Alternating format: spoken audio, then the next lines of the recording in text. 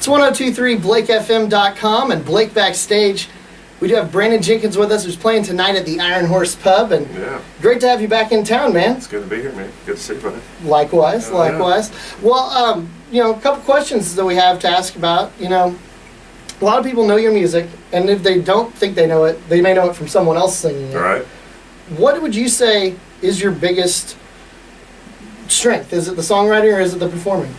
Well, I think, at the core, I think of myself more as a songwriter, because without the songs, I would just be a cover band, I guess. But at the same time, I couldn't imagine, not going out and playing live and playing my guitar and being an instrumentalist and all, because that's kind of almost free therapy for me. I'll sit around with my guitar and just work out problems, pound it out on the wood, Be a tough one, but I'd say so. I guess I could be content with just being a songwriter, especially if I had great people like Stoney who were doing my songs. They have done a good job with them too. Well, you have put out a lot of music too. I mean, you've been doing this for a while. For like 20 years. Yeah, I follow you on Twitter, and just this last week you were reminiscing about some times when you went to Nashville. And oh no, you've had a pretty storied career so far. Yeah. Every once in a while, it's fun to look back and hate to say I put out some embarrassing stories, but there's just to let people know that I didn't just come around yesterday. I've been doing it. I guess it's been 20 years. Coming next year, put out my first CD back in 1994. Wow.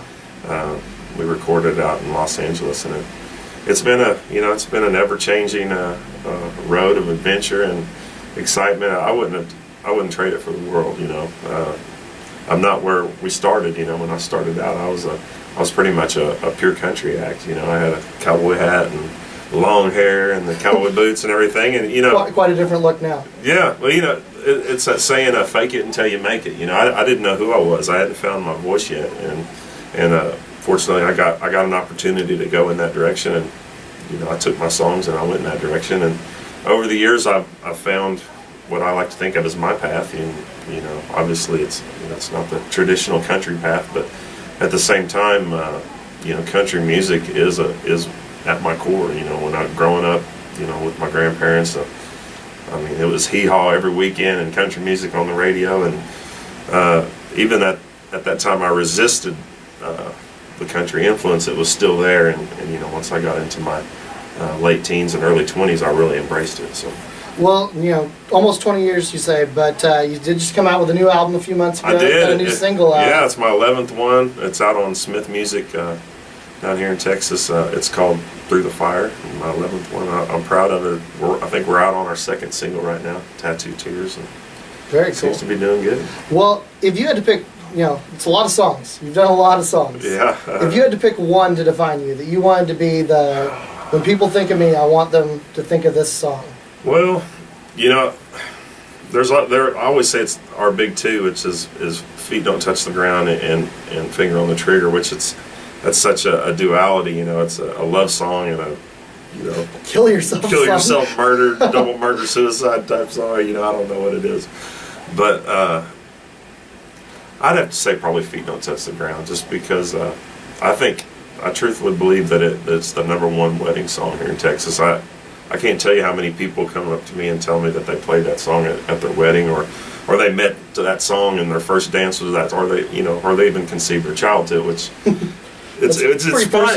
It's funny, but at the same time, it's like, wow, my song has actually influenced people's lives and started new lives, and so I guess I would say feet don't touch the ground. One final question I got to ask. All right. On Twitter, your Twitter name is Red Dirt Legend. Right. Is that like a Kanye West style ego thing? Well, originally I tried to do Brandon Jenkins, and it was already taken. I guess there's some football player or something. But no.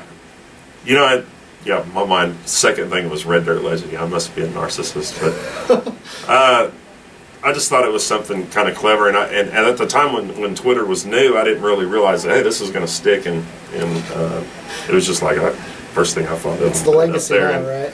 Yeah, I've done some legendary things. A lot of them that I'm proud of, and a lot of them I'm not so proud of, but it happened, and what do they say? If you become a legend in your own time, then you're governed by that legend. And I've had a lot of that too. So there we I guess go. I'll take it. Well, he's playing tonight at the Iron Horse Pub. It's Brandon Jenkins. Come on Backstage. out. We'll see you out there.